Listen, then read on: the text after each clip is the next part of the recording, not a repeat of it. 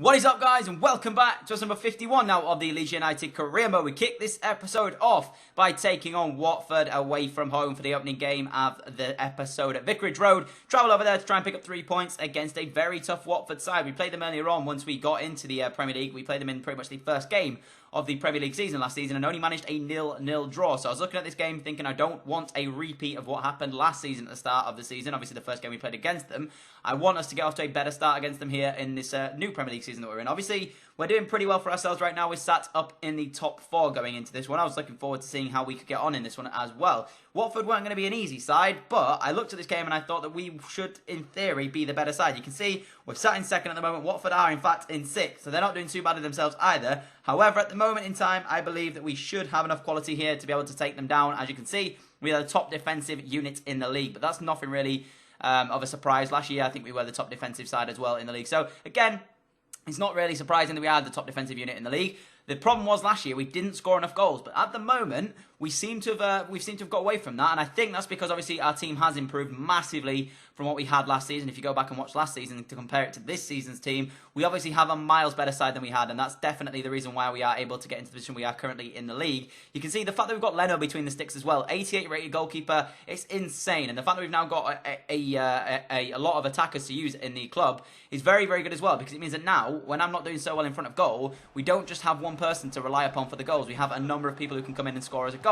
But the first chance actually fell the way of Watford here, 14 minutes in, as they got through on goal, took the strike on, but it went into the side netting. And into the 32nd minute of this one now, we would get our first chance. Very, very poor in the end from me. I should have been able to finish this. I tried to spin with Origi, but was unable to do so, and unfortunately it was then cleared away as Origi did chase, or was trying to chase his first Premier League goal of his new season, of his new team rather, here at Ellen Road.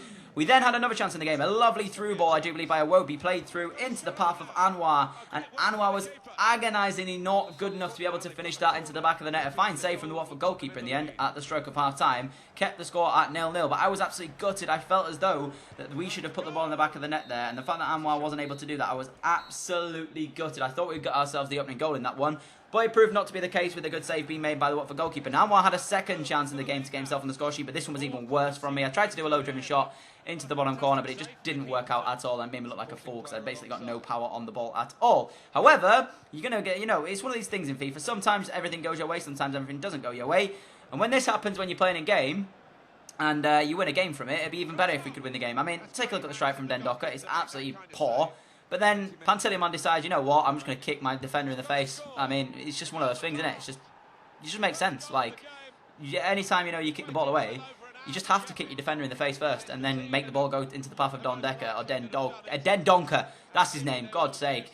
And then he ends up just putting it in the back of the net. But at the time, I was thinking, what the hell has just happened? We're 0-0 in the game. This looks like it's going to be a 1-point draw again against Watford at Vicarage Road.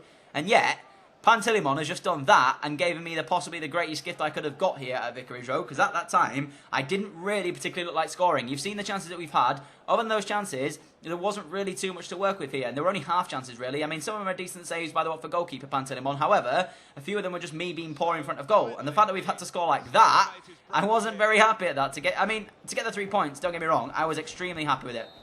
To get 3 points in a game that we probably didn't deserve the full 3 points with our own performance on the day. You can see we dominated proceedings, but we just lacked the finishing touch. And the fact that we scored the goal that we did there to win the game by a goal to 0 and get 3 points, I can't say I'm extremely happy at the way we scored it, but what I can say is I'm happy to get the 3 points. And at the end of the day, all that matters is that you put the ball in the back of the net. As stupid as that goal is, I'll take it. I mean, it means we've got 3 points away from Vicarage Road, and it's an extra 3 points for us chasing this title here at Ellen Road. I did say as well, I've said it numerous times now in the past few episodes, that I was only chasing top 4.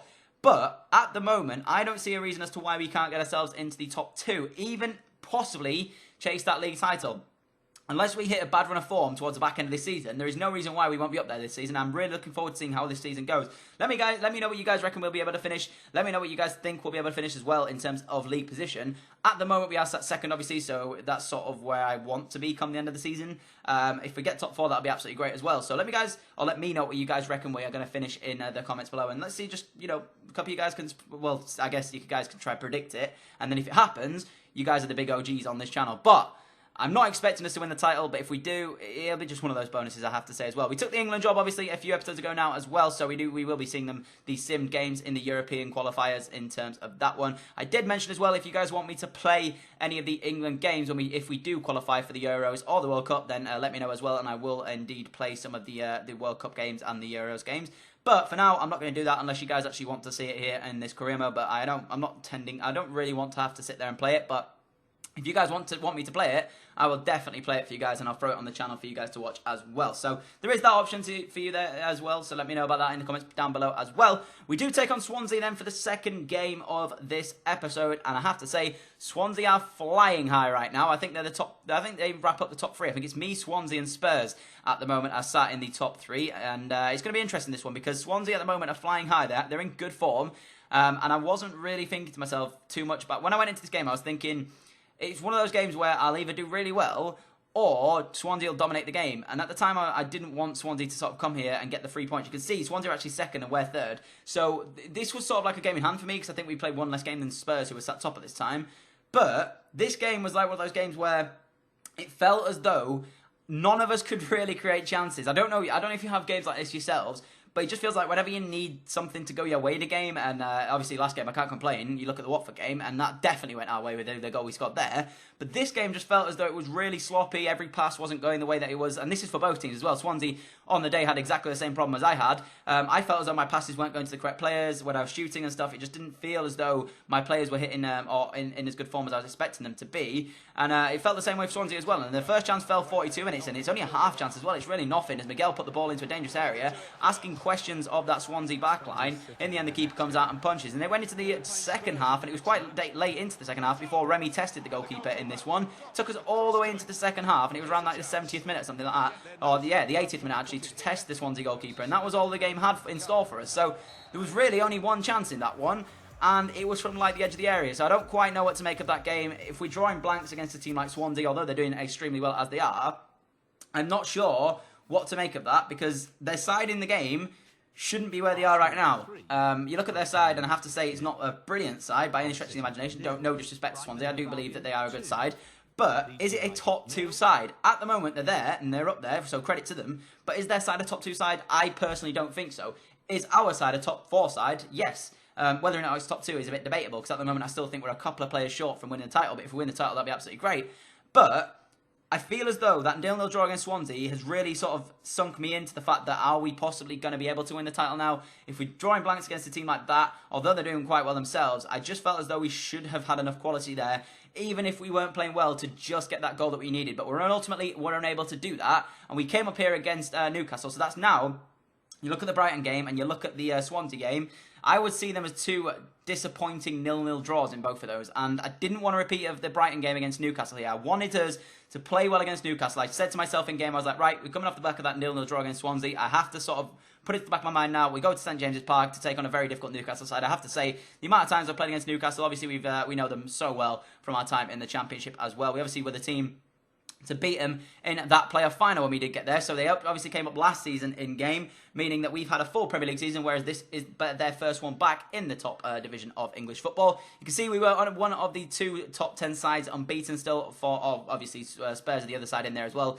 who are still unbeaten. This is the Newcastle United side, though. It's not that much of a change from what we faced in the Championship. So I was looking at it and thinking, you know what, we've improved massively. If we can't defeat Newcastle quite comfortably here, I'll be extremely disappointed. Now, we'll really question my chances at a top two finish this season, because I know I've said numerous times now that I'm expecting top four. However, you know, realistically, top two is a realistic ambition for us. I believe that we have enough quality now here at Leeds to be able to do that, and top two would be absolutely phenomenal. I will still say that we're going to get top four. I still want top four, but a top two would be even better for ourselves. As we went 1-0 up in this one again, this episode has just been like, I don't know what to make of it, in all honesty. Like, the Watford goal we scored wasn't quality from me. The first game in this one wasn't, or the first goal in this game wasn't quality from me either. Sacco's strike should have been dealt with by Tim Krul. He palmed it straight into the path of his defender, who could do nothing but put it into his own net at the despair of the Newcastle fans. And I was looking at this game and I was sort of thinking, you know, we haven't really done very well this episode, have we? I mean, in terms of results, we've done fantastic. Like, you know,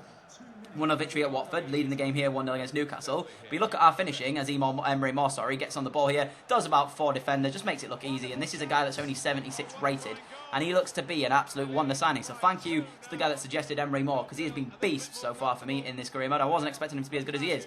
But I mean, you look at this episode so far, and only one of the goals has been class from us. The other 2 have fallen from mistakes from the AI, which is a bit surprising in all honesty, because normally when you're playing a career mode and you're on legendary difficulty, the one thing that the AI bring is consistency. And to do 2 mistakes within the same episode, I was a bit surprised in all honesty. And we did win this one by 2 goals to 0, meaning we've got 2 victories in today's episode and 1 draw as well. I'll take the 0-0. The fact that we've won the other 2 games, and in all honesty, we should have drawn that earlier one against Watford, because I do believe that one there was a bit of a poor performance from me. You can see there, we actually only had 3 shots.